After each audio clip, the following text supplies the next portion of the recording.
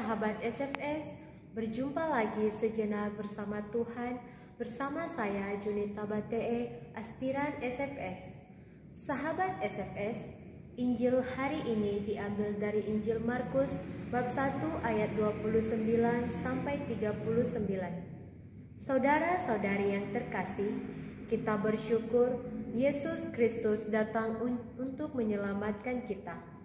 Yesus mengajarkan kita untuk rendah hati dan mengharapkan pelayanan bukan sebagai perendahan diri saja, melainkan juga sebagai cara menyelamatkan manusia yang serba terbatas.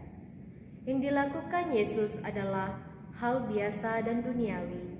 Ia menyembuhkan yang sakit dan mengusir setan. Maka sahabat yang terkasih, semoga kita lebih suka melayani daripada dilayani, memberi daripada diberi, menghormati daripada dihormati. Amin. Tuhan memberkati.